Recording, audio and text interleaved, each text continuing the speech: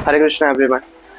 34 rules of stock market क्या है, मैं आपको पहले इसके बारे में बता देता हूँ। 34 रूल्स ऑफ स्टॉक मार्केट आपको ये बताएगा कि ट्रेडिंग साइकोलॉजी पे कैसे काम किया जाता है।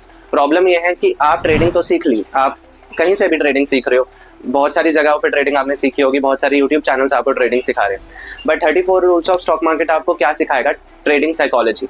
अगर आप एक एग्जांपल लेके देखो कि फॉर एग्जांपल अगर आप जिम जाते हो, राइट, जिम जाते हैं तो जिम ऐसा बोला जाता है कि जिम में सिर्फ 20% या 30% जिम की ट्रेनिंग होती है और बाकी 70% आपकी डाइट होती है। सेम अगर आपको स्टॉक मार्केट में काम करना है तो स्टॉक मार्केट में सिर्फ आपकी 30% कैंडल स्टिक पैटर्न्स, इंडिकेटर्स ही काम आते हैं, बाकी 70% आपकी साइकोलॉजी काम आती है।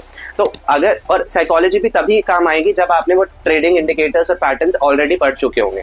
ओके, अब बहुत सारे ऐसे ट्रेडर्स हैं जिनको ट्रेडिंग डिसिप्लिन बनाने में, ट्रेडिंग साइकोलॉजी बनाने में प्रॉब्लम होती है। तो सबसे पहले मैं एक ये 34 रूल्स ऑफ स्टॉक मार्केट लेके आया हूँ, जिसमें अगर आप ऑलरेडी ट्रेडर हो, अगर आप ऑलरेडी ट्रेडिंग कर रहे हो और कंसिस्टेंटली प्रॉफिट्स नहीं बना पा रहे, तो ये 34 रूल्स ऑफ स्टॉक मार्केट आपको काफ़ी काम में आने वाला है, काफ़ी हेल्प करने वाला है। तो सबसे पहला रूल से शुरू करते हैं। 34 रूल्स ऑफ स्टॉक मार्केट का सबसे पहला रूल है, forget the news, remember the chart.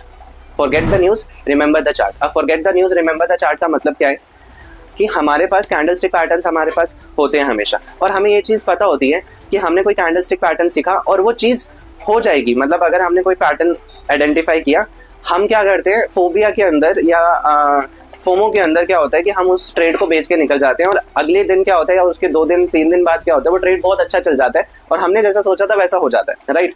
और फिर हम जब देखते हैं कि क्या हुआ था, तो हम ये देखते हैं कि उसके अंदर कोई न्यूज़ आई हुई थी, कोई भी न्यूज़ हो सकती है, उस न्यूज़ की वजह से वो स्टॉक या तो बहुत ज़्यादा चल गया या तो बहुत ज़्यादा गिर गया, और हम उसी पोजीशन में होते हैं और वो शेयर काफ़ी ज़्यादा एग्रेसिवली उस पोजीशन में चला भी जाता है। हम काफ़ी अच्छे प्रॉफिट्स बना सकते होते हैं, बट हम जल्दी निकल जाते हैं। इसका मतलब क्या होता है कि हम अपने चार्ट्स पे भरोसा ही नहीं करते। जो हमने चार्ट सीखे वो चार्ट्स पे हम भरोसा ही नहीं कर पा रहे। अब जब उन चार्ट्स पे हमें भरोसा ही नहीं हो पा रहा, तो हम ट्रेडिंग साइकोलॉजी तो हमारी इम्पैक्ट करेगी। तो फर्स्ट रूल यही है कि forget the news, remember the chart.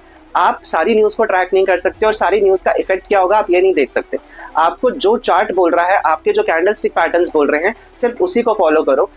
Majority cases में न्यूज़ जो आएगी वो आपके फेवर में ही आएगी। Okay, so always remember the chart, please forget the news. News का इम्पैक्ट जो होना होगा वो होके ही रहेगा, और आपके अगर ट्रेडिंग अच्छी है, आपके कैंडल स्टिक पैटर्न्स अच्छे हैं, तो आपके फेवर में ही वो रिजल्ट आएगा। Thank you so much. Hare Krishna.